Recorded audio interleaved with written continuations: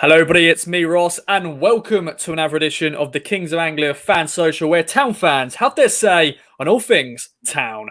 Well, it's been a blank week for Town, so we hadn't had a game this week, and it felt a bit weird, I have to admit. But it gave us an opportunity to just let Paul Cook and the team work on the training ground for a week and get ready for this weekend's game against AFC Wimbledon. This week, I'm joined by Dan and Liam as we talk about the positives and negatives to the winless start to the season, and also talk about the transfer window. Will we sign any more players before the deadline on Tuesday? We'll have to wait and see on that. And of course, look ahead to AFC Wimbledon. I'm going to go over to Dan first. Dan, it's a pleasure to have you on the show. It's been great to see you in person as ever as well. It's been brilliant. But how's your week been? And yeah, go ahead. Yeah, cheers, Ross. Hi, Liam. Hi, everyone. Well, one of the positives, to be honest, if we're starting off with the positives and negatives, let's start with the negatives first. I honestly, like, the only negative in my opinion, is we haven't won. Because I'm certainly of the opinion, obviously you need to win, but I think the summer we've had, let's look at the bigger picture after the last 10 years. I think we need to take stock and think about what we've been going through as a club and a fan base. Well, we've been going nowhere, and it's been a very positive summer. And the only thing that's been a negative is not getting that first win. Obviously, personally, I never thought we were going to start off on the front foot. I genuinely didn't, even factoring in a potentially weak fixture list on paper. Yeah, of course, not getting a win, but look, come on, we're 4 games in. There's a long way to go, and I was disappointed, I think, with some of the crowd reaction after MK Dons, because if I think of the positives, if the negatives are obviously we haven't won, and we will win at some stage, and hopefully this Saturday, I think we will.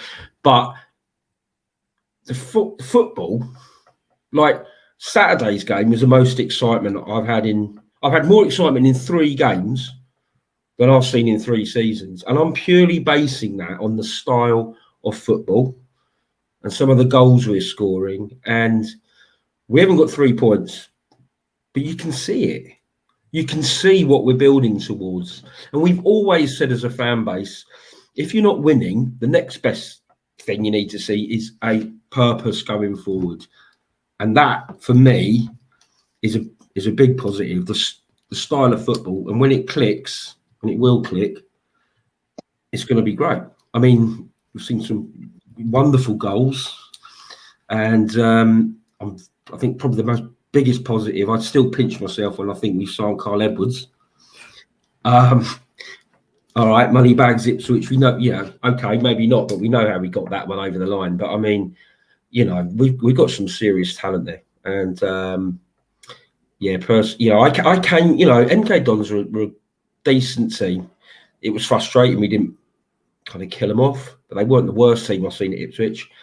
But the football, it's just like, come on, this is what I wanted after years of McCarthy and Lambert. I can't moan about it now. So, let's just get that first win, though. Definitely. And as Paul Lambert used to say, rock and roll football. I think we've got that now under Paul Cook. And of course, joining our threesome this evening is, of course, good old Liam, who was the Airbnb host to John Watson on the weekends. I'm sure John Watson was very pleased for your accommodation and everything. And how was John as a guest? And welcome back to the show, Liam. And your positive and negatives to the winless start to the season for Town. Well, very much a negative to start off with. I didn't charge him enough, so there's that. But no, it was very good. I've met John a couple of times before at a few away games before COVID. But it was very nice meeting a lot of other people that we've seen each other over the screen, but not been able to see face to face. So it was quite nice meeting a few more of the people that we have built up here, the little community we've kind of put together. It was nice meeting some of those people for the first time in 18 months. So that was great, and that to anybody, if someone who isn't from Ipswich wanted to stay, then I'm more than happy to help them out and help them get to see a game down here, hopefully. But in terms of the football, it's a bit like what I said on Monday, really. You can't win a season at the beginning. It is a marathon, not a sprint, and people have just got to, I suppose, just try the best as possible to just try and rein themselves in a little bit. I know it's difficult, and the years of complete and utter dross is leading people to be quite negative at the moment, but there are better signs, much better signs. These players are a massive upgrade on what Town have had in probably the last decade, to be honest. You'd say that would this team come close to the team that were in the playoffs for 2015? I mean, it may not be as good, but I mean, it's getting there. That's the thing. As a club, it's rebuilding now.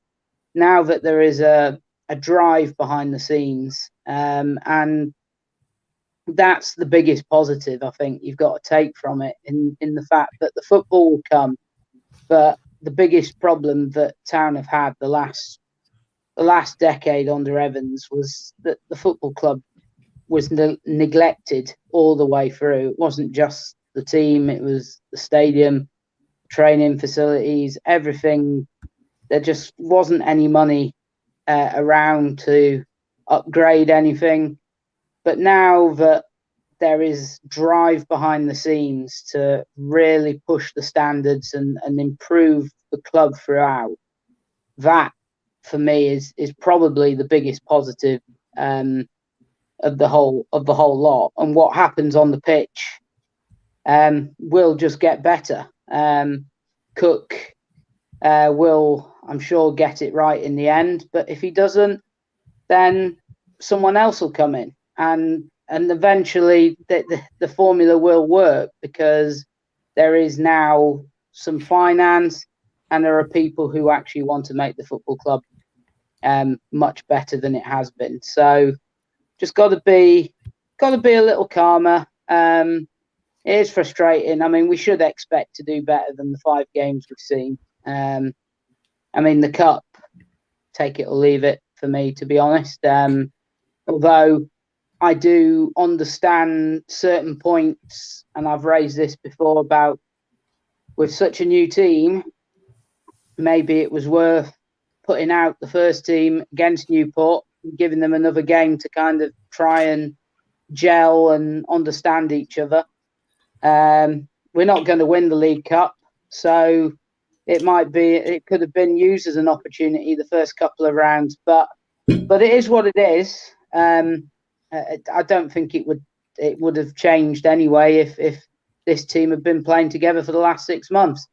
So, because that's just the way modern football is now. The clubs, it's all about the league and making sure that that financial position is much greater than trying to do well in cup competitions now, and that's just the way it is. But in terms of the league, yeah, we should have at least won one of them, and arguably, maybe at least probably the 2 newcomers to the league you would have expected us to do. I mean, this is a new team, but at the same time, these are quality players, and yes, it'll take time for them to sort of kind of get on each other's wavelength, but you still think they'd be good enough individually that Town would still be able to win the games against Morecambe and Cheltenham at least. Burton's a bit of a bit of a tricky one because they were like a train last season. And MK Dons, as Dan said, I think they're the best in terms of a footballing philosophy. They're probably the best team in the division in terms of trying to play that sort of possession-based football. And they look really good at it on Saturday. But again, and this is probably the biggest disappointment, every game that Town have had, they could have won it. And these fine margins that people have been saying, the fine margins of Town's own making. And that's the most disappointing, I think. The biggest negative you can take from it is that it will turn, but at the moment, those fine margins are all self-inflicted. And as soon as they get that rectified, I think the points will start flowing in. So, any positives there? I don't know if I heard any positives. I heard a lot of negatives. Any positives? Positives? Sorry, can I just say a big positive has been A, meeting Ross, B, going to Cheltenham, going to a new ground, C, having a pint in a really nice pub before a match at a new ground. Yeah. Like, when you're not winning, it's not about the football for me. All right, of course it is, but it's about the day out, and the football's a bonus. And being able to meet new people, go and have a pint, go to a new ground, that's a massive positive after last year. Yeah, I think that's the big thing, people meeting each other again and just being at games and just doing the pre-match everything, and then after match going into the pub and, downing our sorrows after a defeat or a draw against teams. But Liam, any positives? I'm sure there was a few positives in that Che just had. Yeah. Well, yeah. I mean, the biggest positive I said was that we've actually got people behind the scenes who's actually running the club to actually try and be competitive. That's the biggest thing for me. I mean, if Town had started off with 4 wins from 4, then we can say, yeah, the football's great as well. But it's not quite getting there yet. But the football is a far, far, far more entertaining and is far better than. I mean, Edwards is just. I mean, as Dan says, I don't know how we've managed to get him to League One, but I mean, the number of these players, there are probably a few that we kind of wonder how we've managed to steal them from potential championship interest, and it just shows you. Well, yeah, that's the thing, though. But it's not just about money as well, though.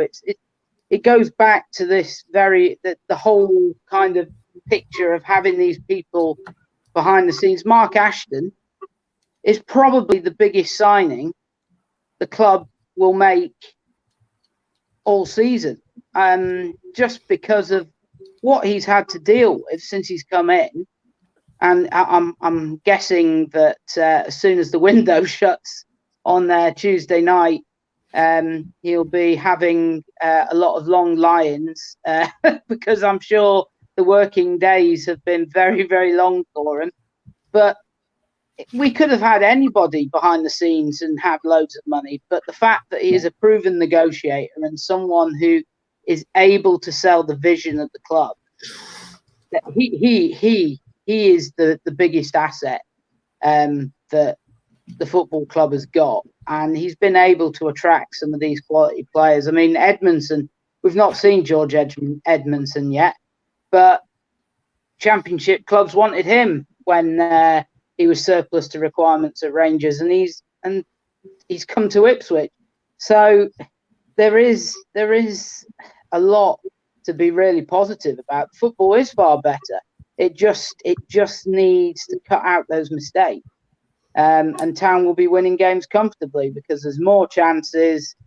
There are more goals. It's just about keeping the back door shut. But as I say, every player is an upgrade. Every player has been an upgrade on what we've got. So what we've had in the last number of years. So there are more positives than negatives at the moment. You just got to take the rough with the smooth at the moment. Definitely. And you mentioned Mark Ashton, and as you said, when the deadline window closes, I'm sure you'll have some lay-ins and he'll get some very good handshakes from Paul Cook. But let's talk about signings. 16 this summer so far. Of course, the deadline is this Tuesday. So the Wimbledon game would have been done. What do you reckon then? Do you think Mark Ashton and co will be making more signings? If they do, what positions are you looking at? There's been a lot of talk about the goalkeeper, Vaclav Alanki. I've completely butchered that probably. But Dan, over to you. Any other positions you reckon we need to strengthen in before the window closes? If you, based on what I've seen this season, probably the one personality trait that the club, the team are missing is grit. We probably need to be a bit stronger and maybe a bit more savvier and a bit more harder to play through. And obviously we had one player at Ipswich who was gritty and a bit of a destroyer, which was Flynn Downs, but that's gone now. He's gone. So if you look at a kind of player that we lack, I don't think we have anyone that we could sit in front, a bit like a Calvin Phillips or Declan Rice in those Euros, and say thou shalt not pass and sit in the middle, which can be quite useful for shutting up shop.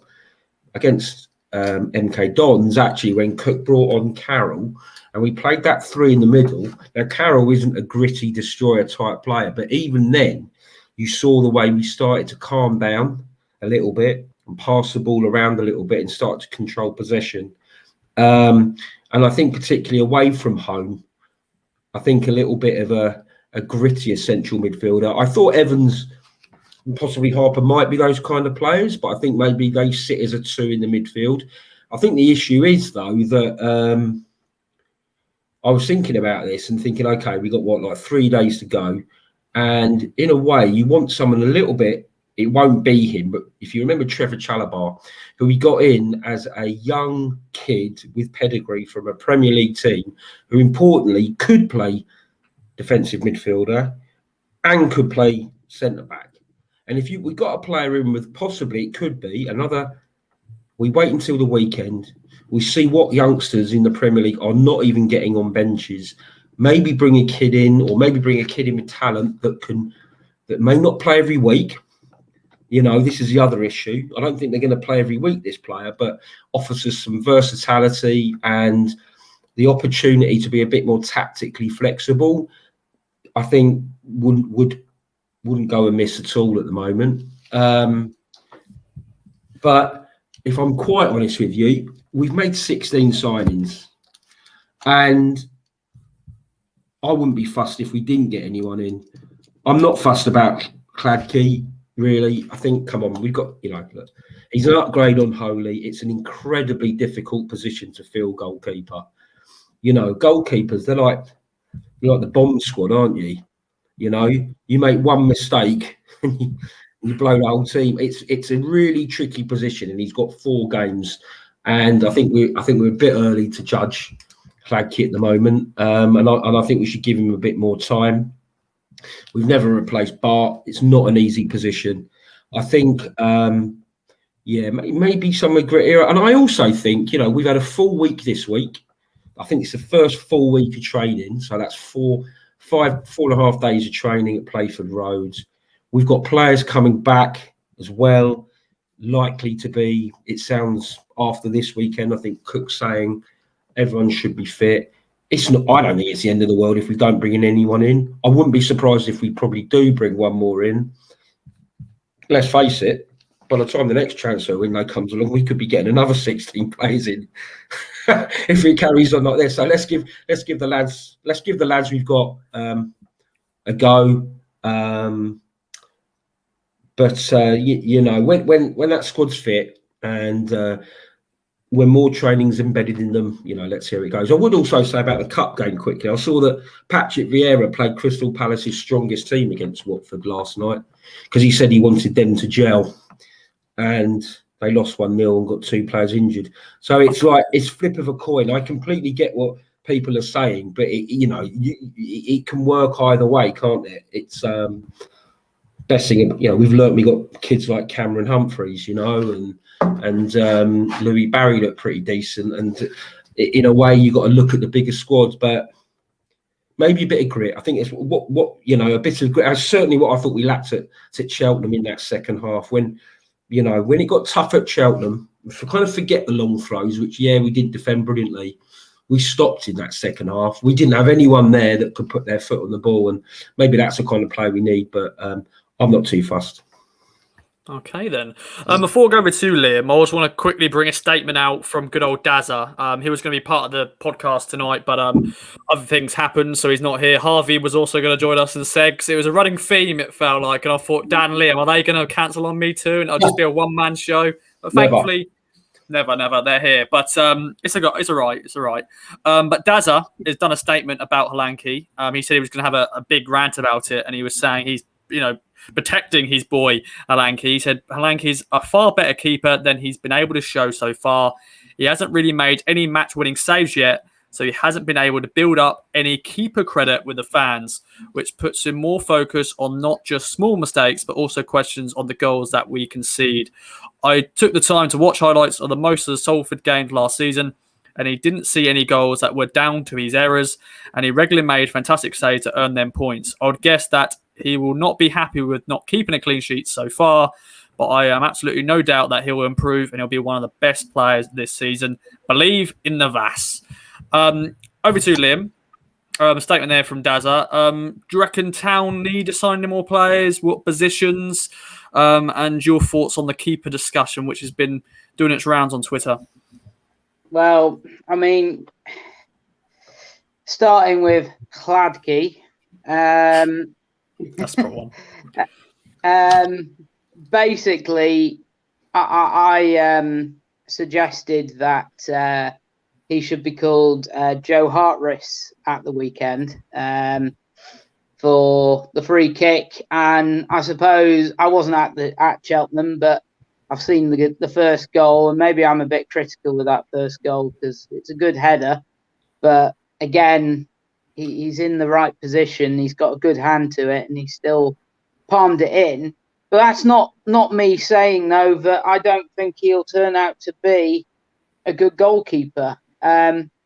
He's come into a new team. He's got a completely alien defence in front of him as well. They're all getting used to each other. And I don't think he's made a couple of mistakes. And it'll happen. But I don't think it's worth kind of panicking and going, we need a goalkeeper now.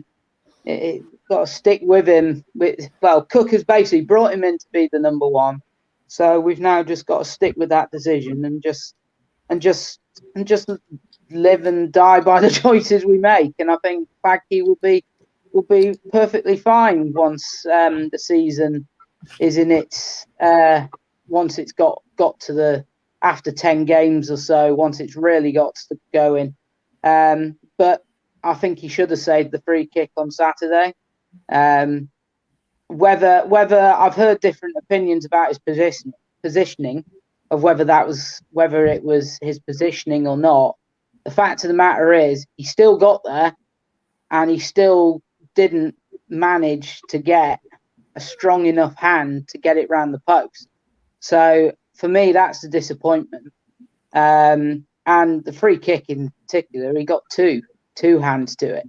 So that's and it wasn't that quick either. That's the thing. It wasn't arrowed in and he's just got nowhere near it.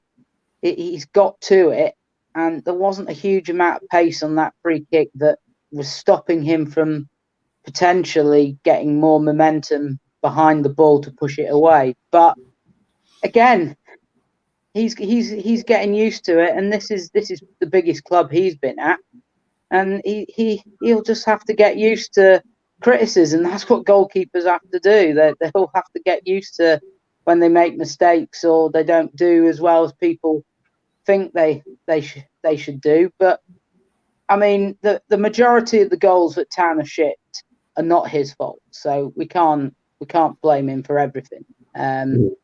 Just those couple of goals, one at Cheltenham and the free kick on Saturday, he could have done better. But other than that, he's had no chance with anything else. And a lot of that has come down to the defence in front of him and also the midfield, i.e. Saturday. But I'm with Dan. I think I think Town need a bit of a bully. That's what I think they need. And of course, Crooks was supposed to be, I think, that kind of player. I just think that it's strange saying this, but I just think Town need someone who is less of a footballer and more of a brute who's just going to dominate and win the ball. And like Dan, we haven't got players who just have that little bit of extra grit. Just look a little bit lightweight. That's the problem. We get turned over quite easily. I just think if we had someone a bit more, a proper, really physical kind of central holding midfielder, then I think that would make a difference. But ironically, if we got promoted, then the ball playing midfielders that we already have would be perfect for that level. So I just think it might just be a matter of, yes, Town are getting players to try and get them out of this league, but it might be worth maybe just investing someone who is at this level, who can break up the game and kind of bring the club down to this level, while the rest of them are all clearly good enough to play championship football and much better passing football, which is, I think, what Cook eventually wants to have. So for me, it would be that position. I think we need a central midfielder anyway. I mean, I don't know how long Nolan's out for, and the three midfielders that we've brought in are all a little bit of a muchness. They're all good on the ball and good with possession, but we just don't have. I mean, Flynn Downs would have been perfect if he decided that he wanted to actually stay, but obviously we're not going into that because he didn't want to, and we've done a great deal there in getting the money for that. That sort of player, someone who can get themselves about a bit and try and break up the game. And if I'm being greedy, then maybe cover at right back. I know we've got Donatian as a kind of and Burns as a kind of utility to play there if Vincent Young struggles, but that's probably the other position I would suggest we would look for, but it's not essential. So I mean, I'm not sure if we will or not, but I think one player is enough, and then if we're being greedy, maybe another right back and maybe an extra centre half. But I think with the four we've got, I don't think that's too much of a pressing concern, and we need nothing going forward. They've got enough there. Just need it to click, and it'll be fine. So, yeah, I don't think we'll be doing a lot. I don't think we need to do a lot. So, just that one player in midfield for me. Okay then, well, I'm sure we'll see that headline at some point on deadline day. Quiet day expected at Playford Road, but then maybe Mark Castron will have something up his sleeve out of nowhere. Boom, here's another player for the position you mentioned. Before we get into the Wimbledon game, I was hoping to have a bigger conversation, debate about this because it was the big question of the week last week, or after the game, of course, the booing. It was a small section of the fans, but for the big fan social question of the week is basically your thoughts on the booing. And both of you guys are in the North Stand. Dan, I think you're maybe closer to section 6, and Liam, you're in the middle there as well. I think you're both similar where you're sitting. But Dan, your thoughts on that? And it happens at every football team, definitely after a fantastic summer, all the signings being made, and you were aiming for promotion. But a few boos at full time against MK Dons. I know we're, winless and some frustration there. But your thoughts just overall, we're hearing those boos at full time on Saturday. Yeah. Right. Before I start, everyone who pays money to go to a football ground is entitled to their own opinion. And everyone who pays money to go to a football ground, in my eyes, is much better than anyone who just stays on the keyboard and doesn't watch a football game. But if you boo at a football ground, in my opinion, it's the most tin pot, embarrassing, ridiculous thing you can do. All right. And I know it's modern society. How you can boo after watching that performance, right? I just was like, I get you might be frustrated that we haven't won, but being frustrated after that and booing your team, they're not comparable things, because by booing your team, right, you're booing Macaulay Bonne when he's coming over to clap the fans. You're basically, by booing a team, you're not picking out individuals. You're going, well, you're crap, Bonne. And Edwards, you're not good enough. Booing is just like, and also, it's not the pantomime. If you want to go and boo, go to the pantomime at Christmas and boo Widow Twanky when she comes on at Great Yarmouth. It's the same people that will probably go to a restaurant, and if the steak wasn't cooked well enough, they go, boo, the chef's rubbish. Or if they're driving up the M1 and there's rubbish, they'll be going, boo, there's loads of traffic on the motorway. It's like, it's football. It's football. It's not the pantomime. It's like, it's the most counterproductive tin pot thing you can do. And if you're, in my opinion, and if I've been to 6-0 defeats, I've been 7-0 defeats. I've been travelled 6 hours round trips on a Tuesday night to see us, lose at home 2-0, and we've not even made an effort. And I still haven't booed because I'm a supporter, right?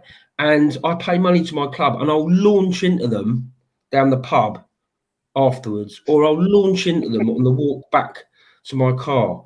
But booing in the ground is, I've never got that. I think it's massively embarrassing. And it's just, the other thing is, I just like how could, it's like after that performance, it's not we weren't shit and we didn't give up, and Evans made a horrific mistake, which was a bad mistake, which we let in a goal, and you're booing after that, after 4 league games, after 16 players, after everything the club's been through, after all the change that we've had, after everything that's going on. Sure, everyone wants to go up, and I knew the expectations were going to be high this season, but booing, it's just like, I just find it embarrassing. I just find booing I just think it's, I just don't think, I hate it. I absolutely hate it. And let's just, like, do you know what I mean? You're in the club. It's just like, it's almost like you want to, if you're booing, pick an individual out, because by booing the team, it's just like saying you're all rubbish. There's no way they were rubbish on Saturday. And do you know what? Just do it constructively, in my opinion. It's whatever. But as I say, rant over. You can do what you want. I don't agree with you.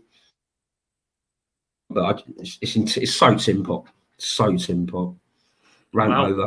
No, well said as ever. And I think that was perfect way to put it. And, some people have been talking about, we're clapping off Lambert's side, clapping off Lambert. At that time we were losing pretty much. The football wasn't great. And now we're getting this exciting football and people are booing after a 2-2 draw against MK Dons. I know we're, without a win. Liam, we spoke on Monday about this, but you've had more time to reflect on it. What's your thoughts on all that? And as Dan said, we're getting entertained now. Unfortunately, we're not won yet, but it's still early days, 16 players, new ownership and stuff. There's going to be fans out there who just, they want everything at once, but sometimes you just got to give time. But what's your thoughts on that? It's hope and expectation, isn't it? I mean, the clapping of Lambert was all about hope, but we thought that the relegation, while not being brilliant, but we thought that under Lambert we might have, with his past credentials at those lot at the road, that we would have something to kind of be happy about in such a horrible time, that there was some kind of brightness to the future. And I can understand why people were clapping the team off. It was a horrendous season, but it was more about clapping the club and saying, look, we're going to stay behind you. It wasn't more about the team that was actually on the field. It was more about the badge itself, that we will stay behind you. But then I was at the Fleetwood game not long before the COVID shutdown, and that was as toxic, I think, the atmosphere got in those anti-Ever. Well, that was the first time I think that spilled into real anger against Evans, because there was always this kind of everything has had to be kind of amplified at the team, because you can't really criticize Evans, even though most of the ills of the club were his doing. You can't really criticize him, because if he sold the club and left it in a mess, there isn't a football club. So you kind of got to keep him appeased, but at the same time, you're not happy with how he was running it. But that was the first time, and they rightfully booed the players off that night, because the players were pathetic. It was an awful performance, and then it all spilled over onto Evans in his box that night as well. So I think there is. I mean, as Dan says, you pay your money, you get to do what you want. I think there is sometimes call for booing and so on, to show you kind of frustration. But in terms of now, I think it's absolutely absurd. But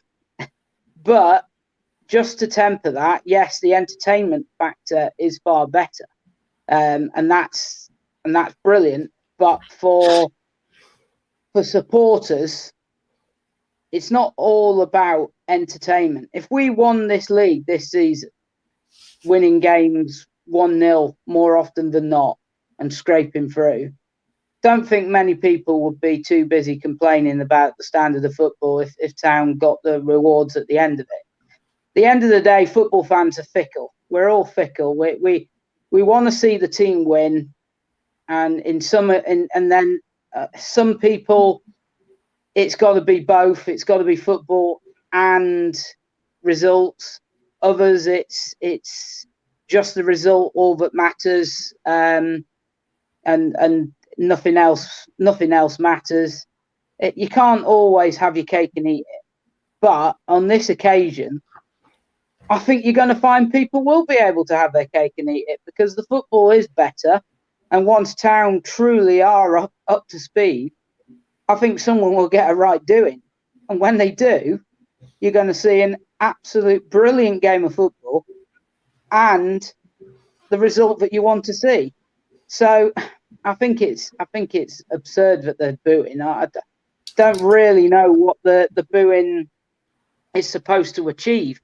4 games in, yes, I've already said I expected us to do better, and we probably should have won at least half, if not all, the games that we've played.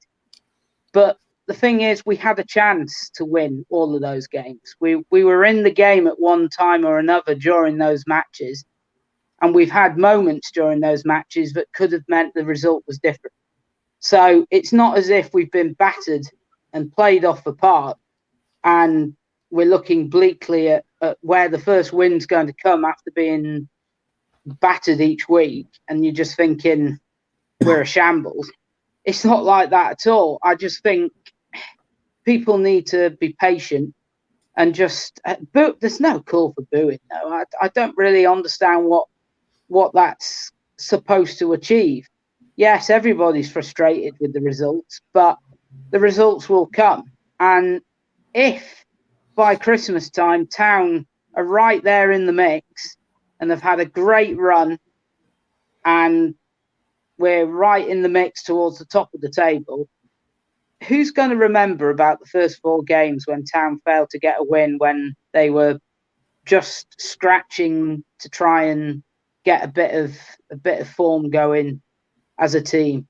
No one's going to remember that. So people just got to be a little bit more patient. And I know it's difficult because of what's gone on, and I'm sure a lot of this is scars of kind of not wanting to be hurt again.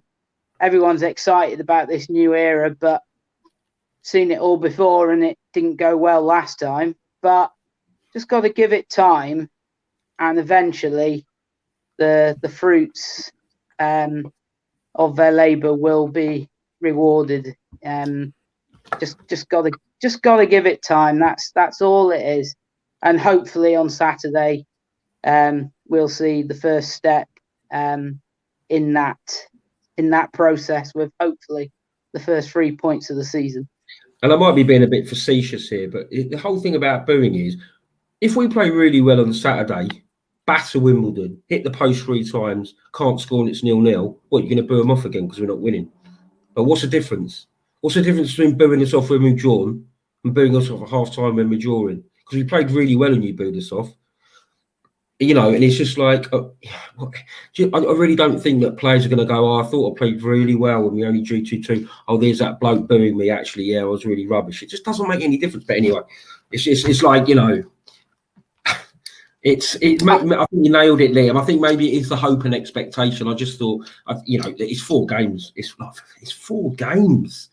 You can see what's going on in front of you. Come on. We're all in this together.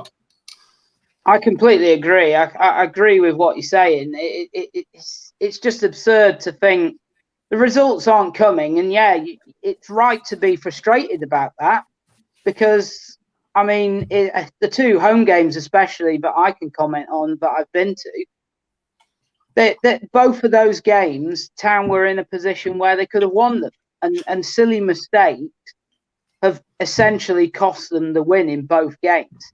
Yeah. And it's frustrating, but you can't boo the football that the boys are putting together now, but the chances that are being created. You look on Saturday, if that chance for Wes Burns goes in, not long after half time, that was a game. Then we're probably sitting here after Town have won the game, maybe 2-0. Maybe would have gone on to score more, or would have just held on comfortably at that stage. We wouldn't be talking about Town are still looking for their first win, and everyone would be going, "Oh, here we go! We're going to be steamrolling teams now."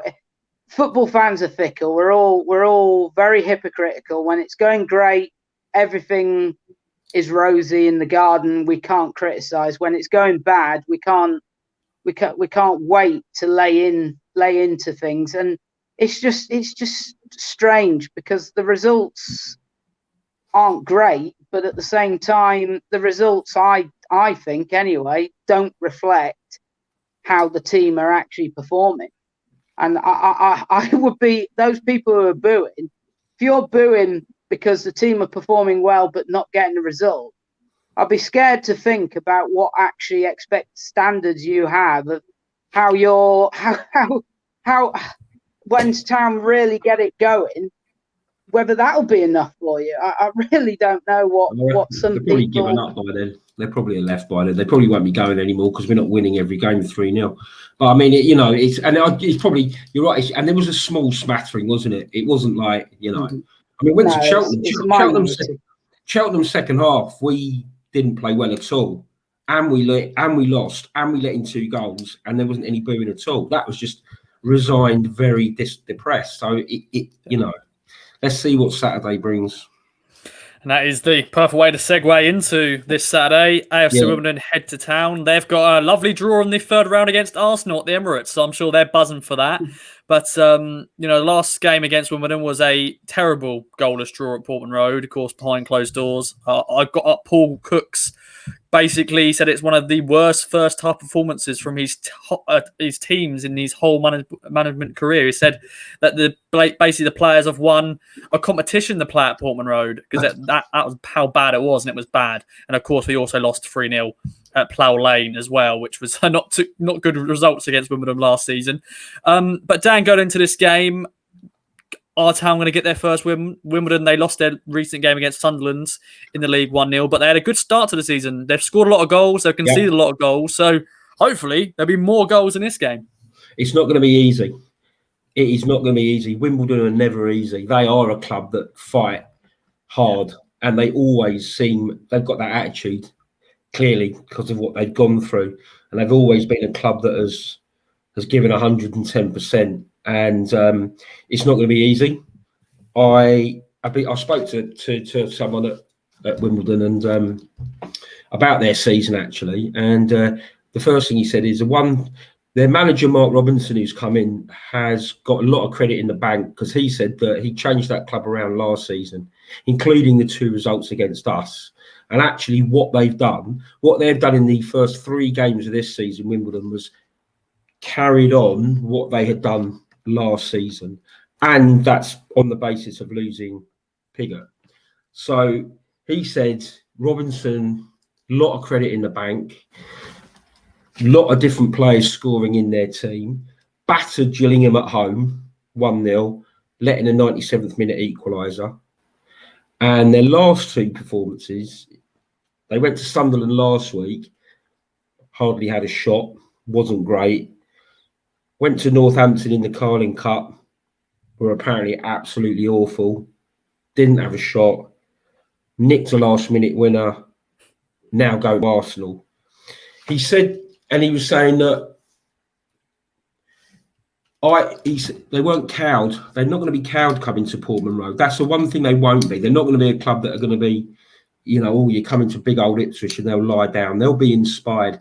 However, what I will say is that we had those 2 performances against them last season, which were atrocious. Only one player is still featuring from that team, which is Luke Wolfenden.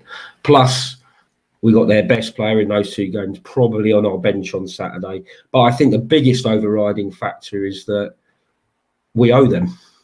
And this is a new team, and we need to get off the mark. Everyone knows we need to get off the mark. And I think it's going to be a 2-1 win to us. I don't think the defence is right enough at the moment to keep a clean sheet. I think we're going to create a few chances going forward. I think it's going to be a cagey affair, and I think we'll get there in the end.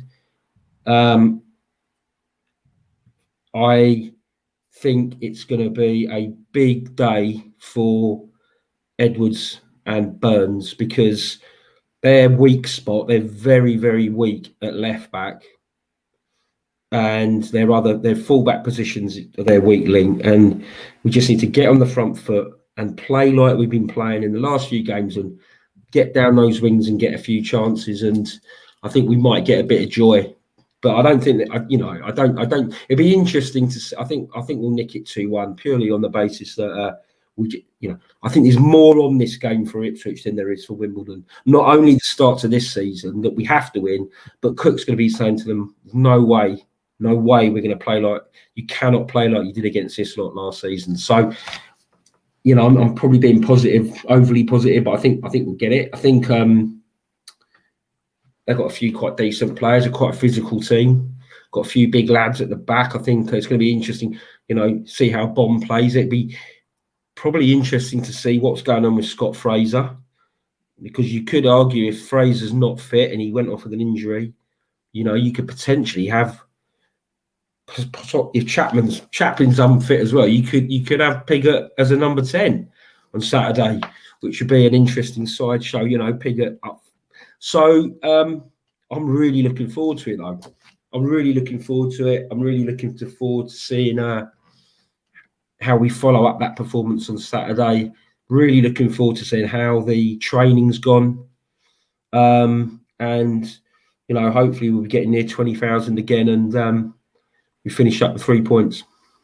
Hopefully we will do. And I was going to go with the same prediction as well. I was going to go for 2-1 as well. I think this is the game that will get our first win of the season. I think it's going to be a close game. I don't see us getting a clean sheet, as you said, but I think we'll just get over the line. We'll find that killer goal, and we'll win 2-1.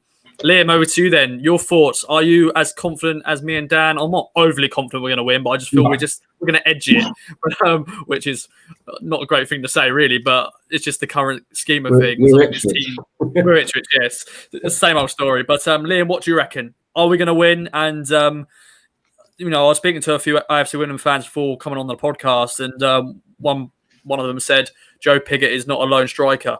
So yeah, you'd think he'd have to play number 10, or we'd have to go with 2 up front. But of course, Paul Cook's formation is 4-2-3-1, and I'm sure fans of Wimbledon will go, and why have you got Pigott on the bench? He didn't even come on against MK Dons. That is the one baffling thing for them.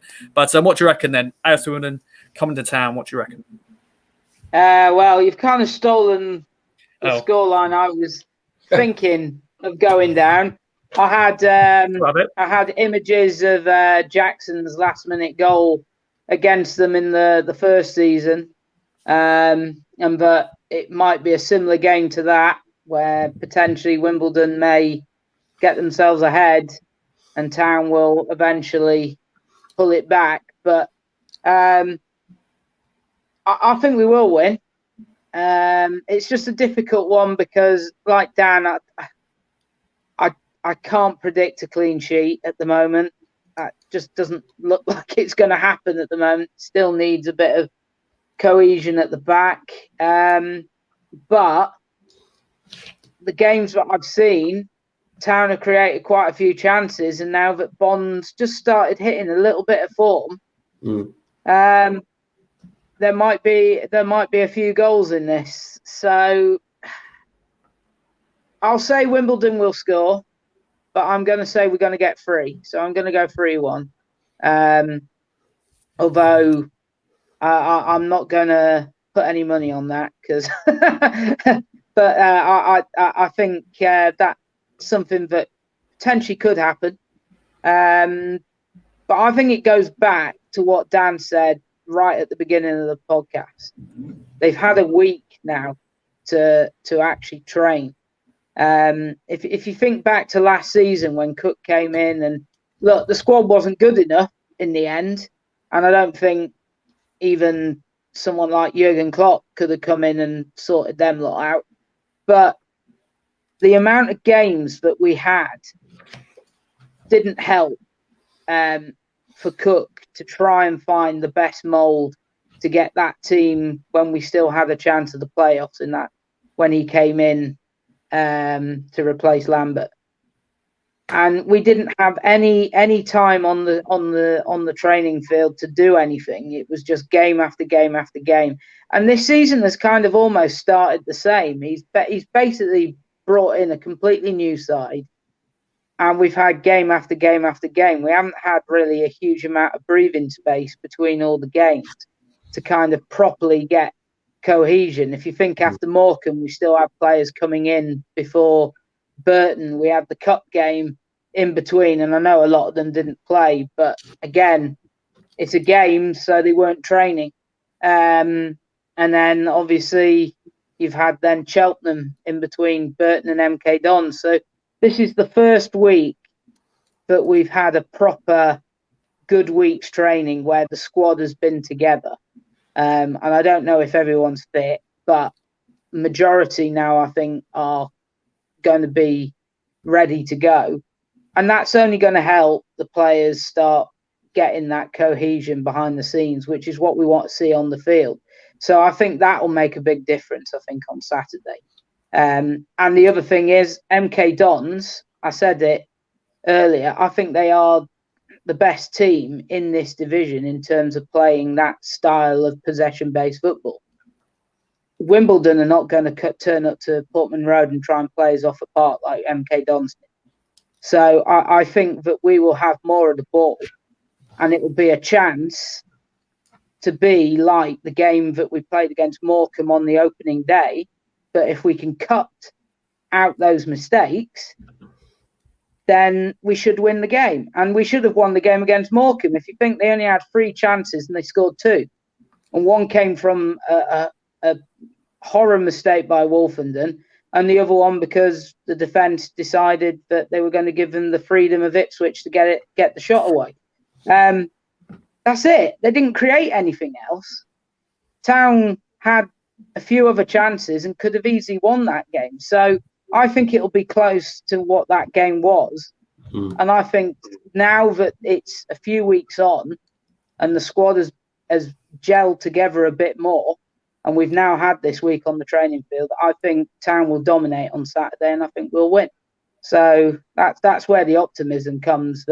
And I think we created enough chances on Saturday to suggest that someone like Wimbledon, who will probably come and try and be compact and hard to beat, I just think that will play into our hands now that we've got players who are starting to get going, and we can create chances. And we didn't have Kyle Edwards on the opening day against Morecambe. We do now. And I think that will make a big difference. So I think we'll win this game, and that will hopefully now kickstart our season and get us going up the table and getting us where we should be. And Dan has got his hand up, and I was going to go and say any other business. So Dan, your other business, and then I'll take that over to you as well. There's one little thing connected to the game on Saturday, which I'm going to bring up, and I hate this in the know stuff, but I do have an in the know at Wycombe. Okay. A good in the know, a trusted in the know, and if we beat Wimbledon, I wouldn't be surprised if Wycombe called a game off against us on Sunday evening. It's just a little thing. Wycombe have 3 call-ups: an Irishman, a Gibraltar, and an Albanian. Sounds like a bad joke, but they have. Yeah, I was going to say that. They have 3 call-ups: Daryl Horgan, Chidado Jara, and Mehmeti. They're all fringe players, and according to my person, he said the owners would not mind playing Ipswich because they feel like it's a very good time to play Ipswich. But we're waiting until Sunday, which seems a bit weird that you can wait until after the weekend. But bear that in mind. And if that is the case, because Wycombe are up at Sunderland, and then we might have 2 weeks off after Wimbledon, potentially. Because we've got no midweek game before Wycombe. Wycombe's not happening. We might, and who knows? But I wouldn't be massively surprised if we do get something and Wycombe don't get something at Sunderland. There might be a late call off for that Wycombe game. Oh, I'll wait and see on that. And well, Liam, any other business before we wrap up? No, all good for me. Okay then. Well, Dan, Liam, it's been a pleasure. Another great fan social. Of course, the Kings of Anglia podcast is in support from manscaped.com. Use the code KOA for 20% off and free delivery. And also, we're also sponsored by the new Wolsey with the We've Never Lost at Home new thing in September. Tickets are available. I really should have written something down for more information, but you guys know where to go. Go on New Wolsey, find out all about it. Of course, Boy Robson's great team in 1981. You never lost at home, and I'm sure stay tuned for that.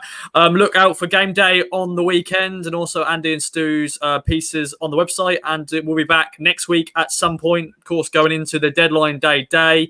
Enjoy your bank holiday weekend. Hope you've enjoyed the show as ever. We'll be back next week to hopefully talk about a win, hopefully. And also let me know at Ross Media UK if you want to get involved in the podcast. It's great to get some more voices on this, definitely after some late pullouts. Segs, Harvey, Dazza.